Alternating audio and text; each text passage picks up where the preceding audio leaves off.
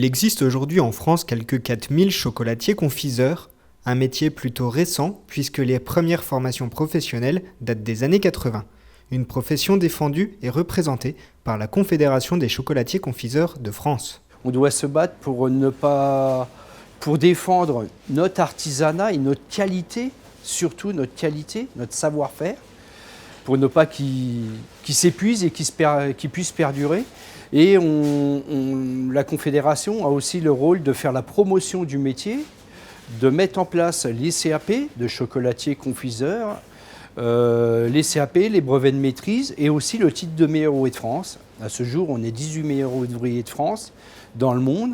Je dis dans le monde parce qu'il y en a qui travaillent aussi à l'étranger, donc voilà.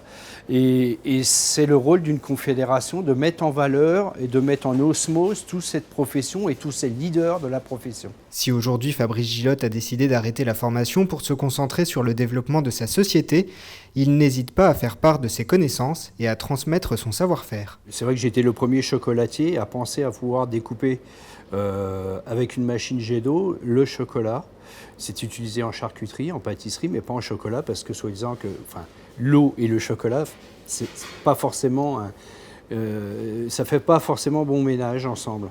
Mais j'ai eu cette idée lumineuse, voilà. Et en fait, la société qui s'appelle Hydroprocess, qui est bourguignonne à Châlons, on fait la promotion de cette machine. Donc oui, on sert à la fois à présenter notre savoir-faire qui est ancestral, mais qui est aussi le futur de demain, de la chocolaterie de demain, ce que sera la chocolaterie de demain.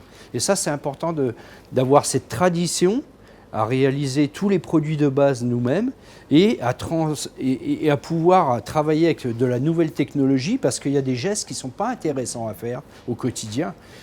On s'en fiche de faire des gestes répétitifs au quotidien et la technologie peut nous amener à faire des développements, à gagner du temps sur ces gestes au quotidien et à travailler sur la création.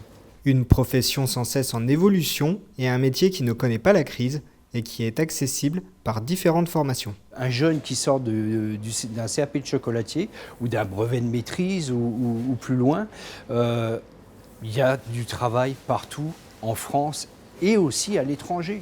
L'étranger, tous les métiers d'alimentation et surtout le métier de chocolatier qui est devenu un produit phare, un produit en vogue et un produit de consommation courante aujourd'hui par rapport à il y a 30 ans en arrière. Évidemment, il y a du travail partout. Je dis toujours que nos métiers, c'est un passeport. C'est un passeport. On décide d'où on veut aller et on peut aller travailler n'importe où. Moi, j'ai un jeune, il y a 3 ans, qui a voulu partir de chez moi. Il a voulu aller au Canada, il a pris un billet d'avion, il n'avait pas de travail. 2 jours après, il allait là-bas, il avait du travail. C'est d'une simplicité enfantine. Il suffit d'avoir la volonté de vouloir partir ailleurs ou en dehors de sa rue ou de sa ville, bien évidemment.